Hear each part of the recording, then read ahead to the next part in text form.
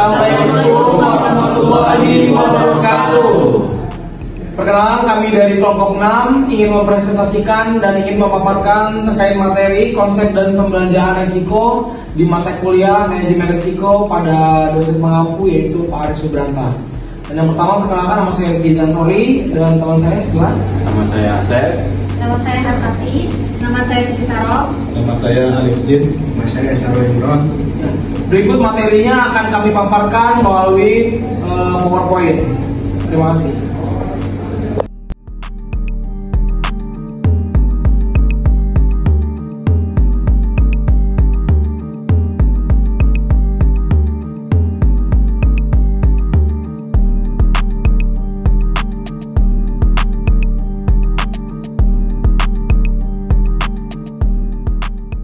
Oke, baik teman-teman semuanya, di sini yang pertama saya akan menjelaskan terkait konsep dan pembelanjaan resiko.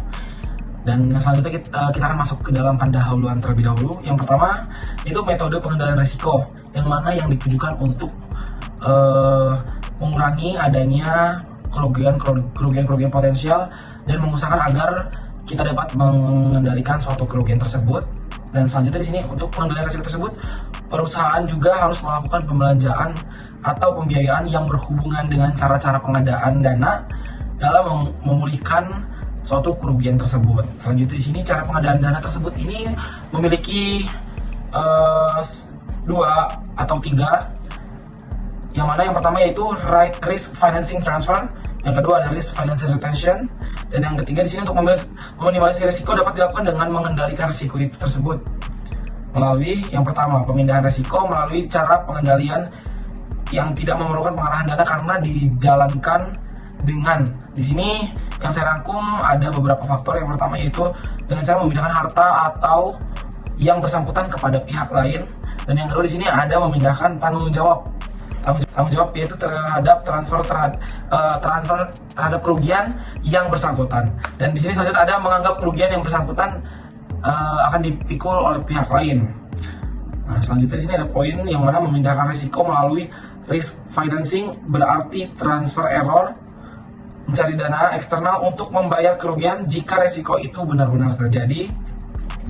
Nah, untuk risk financing transfer sendiri itu ada 2 macam. Yang pertama, transfer risiko kepada perusahaan asuransi, dan yang kedua, transfer risiko kepada perusahaan lain yang bukan perusahaan asuransi.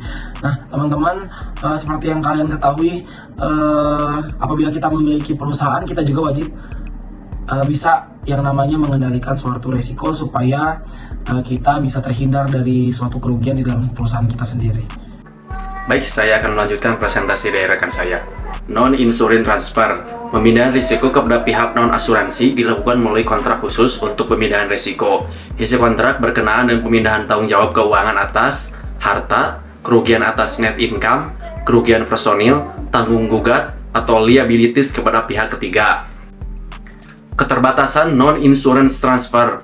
Pertama, kontrak ini hanya memindahkan sebagian risiko dari berbagai risiko yang mungkin dihadapi oleh perusahaan. Kedua, bahasa yang tertulis dalam kontrak adalah bahasa hukum yang seringkali tidak dimengerti oleh orang kebanyakan. Ketiga, surat kontrak bisa dibatalkan oleh pengadilan jika isinya bertentangan dengan undang-undang atau peraturan atau kebijakan pemerintah yang dianggap tidak wajar bagi transferee. Contoh non-insurance, risk transfer financing. Melalui perjanjian leasing, lessor bisa memindahkan kepada penyewa tanggung jawab keuangan untuk kerusakan harta atau kecelakaan bagi pihak ketiga. Sebelum perjanjian ditandatangani, tanggung jawab dibebankan pada lessor. Kedua, melalui perjanjian leasing, lisi atau penyewa bisa memindahkan risiko kepada lessor tergantung perjanjiannya. Berarti lisi terhindar dari risiko kerugian.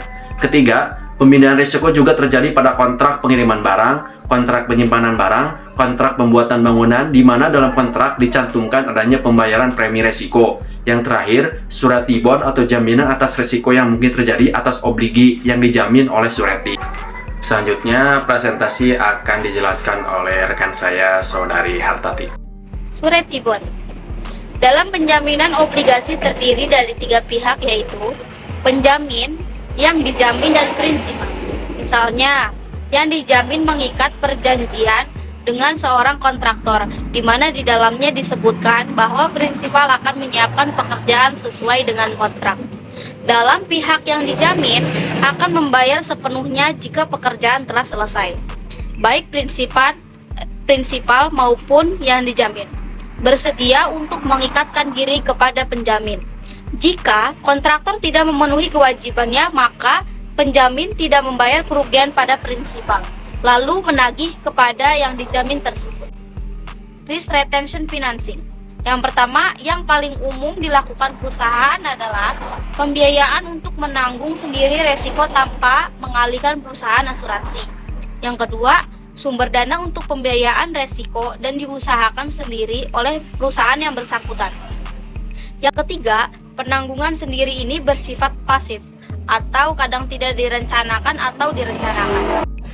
Baik, selanjutnya yaitu ada beberapa alasan perusahaan melakukan retention. Yang pertama, keharusan karena tidak ada pilihan. Yang kedua, adanya biaya yang harus dikeluarkan lebih hemat. Yang ketiga, kerugian dan harapan. Yang keempat, opportunity cost. Yang kelima, kualitas dari pertanggungan. Dan yang terakhir yaitu pajak. Faktor pendorong pembiayaan retention. Yang pertama itu ada biaya lebih rendah dibandingkan biaya yang dibebankan kepada perusahaan asuransi. Yang kedua, kerugian atau expected loss dinilai lebih rendah dari perkiraan perusahaan asuransi. Yang ketiga, jika unit menghadapi resiko atau exposure unit banyak, maka resiko akan menjadi lebih rendah karena perusahaan dapat memperkirakan probabilitas kerugiannya dengan akurat.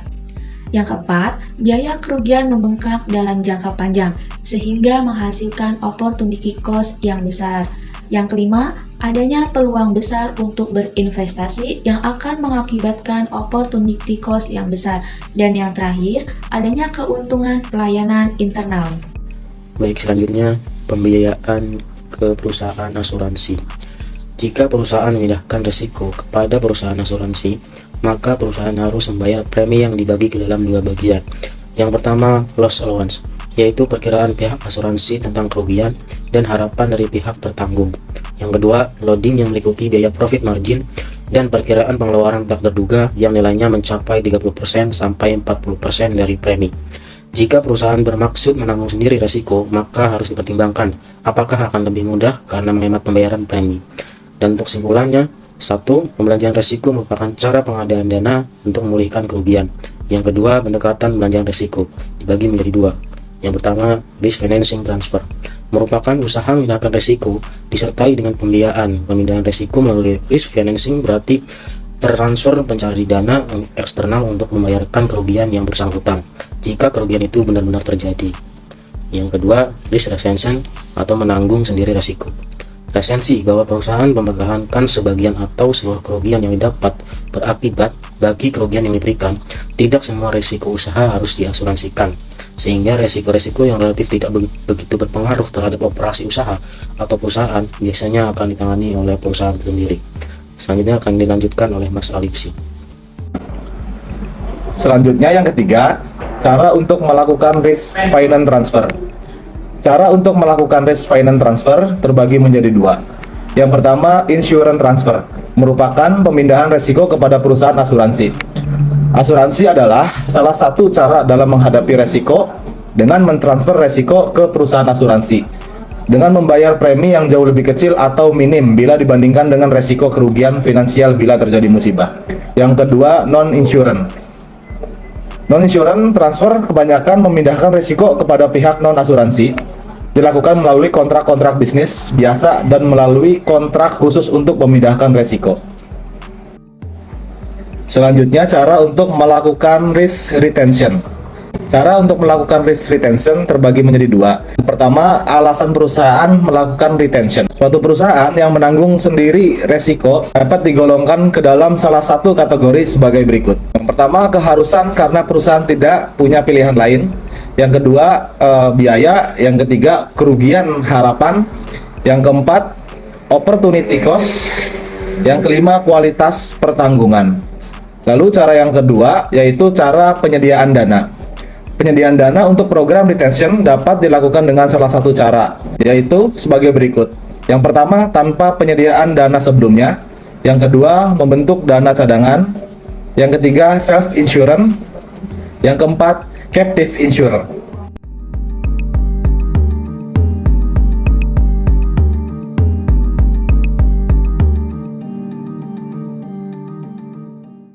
Oke, baik teman-teman, demikian presentasi yang sudah kami paparkan pada manajemen risiko di kelompok 6. Kurang dan lebihnya saya mohon maaf dan saya akhiri. Wassalamualaikum warahmatullahi wabarakatuh. Dan sampai jumpa di pertemuan selanjutnya. Terima kasih.